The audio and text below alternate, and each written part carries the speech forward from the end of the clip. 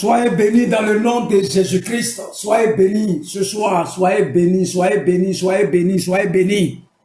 Bientôt, vous allez suivre les directs du prophète Jean Guéa. Alléluia. Et nous sommes toujours dans la formation spirituelle des disciples. L'enseignement. L'enseignement. Allez partout, faites de toutes les nations des disciples. Enseignez-les ce que je vous ai enseigné. Le Seigneur nous demande d'enseigner les disciples ce que nous enseignons. Moi, je n'enseigne pas quelque chose d'autre. C'est ce que Dieu m'a enseigné que je vais t'enseigner. Nous allons voir un thème ce matin, la voix de ton appel. La voix de ton appel. On va prendre Ésaïe 6, verset... Ésaïe 6, verset... On va chercher encore Ésaïe 6.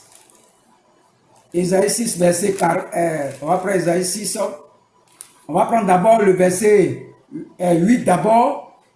Il dit, j'entendis la voix du Seigneur disant, qui enverrai-je et qui marchera pour nous? Je répondis, me voici, envoie-moi.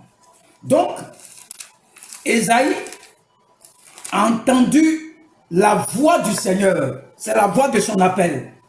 Il dit, qui enverrai? Ça, c'est Dieu qui parle. Ésaïe dit, me voici. Dieu lui dit, j'ai une mission pour toi. Quand tu vas parler aux nations, là, ils ne vont rien comprendre. Ils vont te regarder, ils ne vont rien voir. Ésaïe, c'est un prophète comme ça. Donc, chaque prophète, chaque homme de Dieu a entendu une voix. Nous n'avons pas les mêmes voix.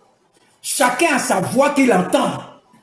Et Ésaïe, Dieu dit à Ésaïe, qui enverrai-je? Il dit, me voici. Ésaïe 40, verset 3. Il dit, une voix crie dans le désert. Préparez au désert le chemin de l'Éternel, aplanissez dans les lieux arides une route pour notre Dieu. Alléluia. Une voix crie dans le désert. Regardez la prophétie qu'Ésaïe donne aux gens. Depuis quand toi tu marches, tu as entendu une voix sur ton chemin. Une voix crie dans le désert. Préparez le chemin du Seigneur. Il était en train d'annoncer la venue de Jean-Baptiste.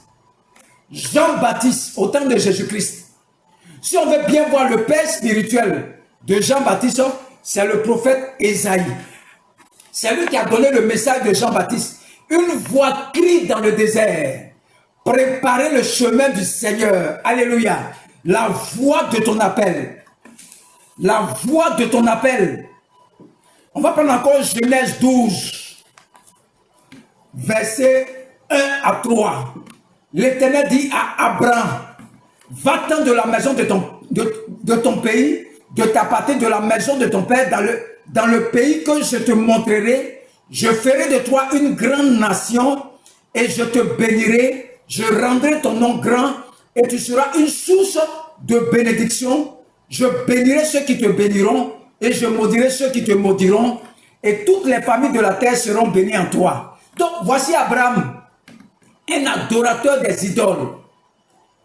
Josué 26, verset 1 à 2. Ses parents, ce sont des adorateurs des idoles. Et il va entendre une voix, la voix de son appel. Il dit, quitte la maison de ton père, va dans le lieu là, tous ceux qui vont te bénir seront bénis, et toutes les familles de la terre seront bénies. Ça, c'est la voix de son appel. La voix de son appel. Moi, j'arrive à Yamoussoukro pour la première fois. Je rencontre l'évangéliste Israël. Il me dit, Dieu a un message pour toi. Dieu a un message pour toi. Dieu dit que tu es son serviteur. Moi, j'étais allé prier pour autre chose. Mais j'avais mon message. J'avais une voix qui crie pour moi. La voix crie. La voix de mon appel. Dit que tu es son serviteur. Tu es son élu. Tu es un prophète des nations. Tu es un homme de miracles. Tu es un homme de guérison. Tu es un grand serviteur de Dieu, un grand enseignant. C'est la voix de mon appel. L'évangéliste Fossou, 10 ans après, la voix que j'ai entendue là, c'est la voix de mon appel. Voilà moi qui suis assis devant toi. Quelqu'un qui est assis dans les koutoukou, dans les bars, dans les maquis, qui est assis devant toi. Parce qu'il a entendu une voix. Il a entendu une voix du Seigneur venant de Dieu lui-même au travers de son serviteur Fossou. Il dit, j'étais dans une clinique. Dieu m'a dit de quitter dans la clinique. J'ai entendu une voix. Va dans telle clinique qu'on appelle Saint-Sauveur à Yamoussoukro. Va attendre mon serviteur. Quand il va arriver, donne-lui ce message. Donne-lui cette parole. Et quand j'arrive là-bas, il prie pour moi. J'entends la voix. Tu es mon serviteur. Tu es mon serviteur. Tu es mon serviteur. Tu es mon serviteur. La voix de ton appel. Quand j'ai entendu la voix, ma vie a changé. Ma vie a changé. Prenons acte 9. Acte. Saul de Tarse. Sur la route de Damas. Saul de Tarse, sur la route de Damas. Saul de Tarse. Acte 9. Cependant, Saul respirait encore la menace et le maître contre les disciples du Seigneur se rendit chez le souverain sacrificateur. On va sauter un peu, c'est un peu, vous pouvez lire Acte 9. Il dit, Acte 9, verset 5. Il répondit, on peut commencer 4. Il tomba par terre et il entendit une voix qui lui disait, Saul, Saul, pourquoi me persécutes-tu? Il répondit, qui es-tu, Seigneur? Et le Seigneur dit, je suis Jésus, que tu persécutes, et te sera dur de regimber contre les aiguillons. Tremblant et saisi de foi, il dit, Seigneur, que veux-tu que je fasse? Et le Seigneur lui dit, lève-toi. Entre dans la ville et on te dira ce que tu dois faire. Saul de Tarse, le verset 10. Or, il y avait à Damas un disciple nommé Ananias. Vous voyez, Dieu étudie toujours les hommes.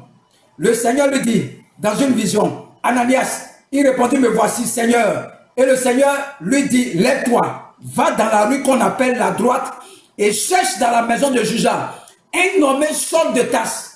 Car il prie, il a vu en vision un homme du nom d'Ananias, son père spirituel, qui entrait et qui lui imposait les mains afin qu'il recouvre la vue. Ananias répondit, Seigneur, j'ai appris de plusieurs personnes tout le mal que cet homme a fait à tes saints dans Jérusalem, et il a ici des pouvoirs de la part des principaux sacrificateurs pour lier tous ceux qui invoquent ton nom. Mais le Seigneur lui dit, va. Car cet homme est un instrument que j'ai choisi pour porter mon nom devant les nations, devant les rois et devant les fils d'Israël, et je lui montrerai tout ce qu'il doit souffrir pour mon nom. Regardez la voix de l'appel de Saul. La voix. Ananias va aller, il va imposer les mains à Saul et il va lui donner la qualité. Il dit, voici la voix de ton appel. Voici ce que tu vas accomplir sur la terre. Tu seras un instrument puissant que Dieu va utiliser. Donc quand Dieu te l'appelle là, Dieu va toujours te donner ta mission. Quand j'arrive à Yamoussoukro, quand j'ai reçu l'appel, j'ai écrit dans un cahier. Ça fait 10 ans, le cahier se trouve là. La voix de ton appel, qu'est-ce que Dieu t'a dit quand tu as rencontré le Seigneur? Tu as oublié ça. La voix de ton appel. Le premier jour, ce qu'on t'a dit, c'est ce qu'on appelle la voix de ton appel. Dieu ne varie pas. Dieu ne change pas. Ce qu'il a dit sur toi là, c'est ça qu'il va faire avec toi. La voix de ton appel. La voix de ton appel. La voix de ton appel. Je prie que Dieu ouvre ton esprit maintenant. Que Dieu te donne ton message. Que tu rencontres un serviteur qui t'apporte ce message. La voix, que tu entends cette voix, afin que ta vie soit transformée au nom de Jésus-Christ.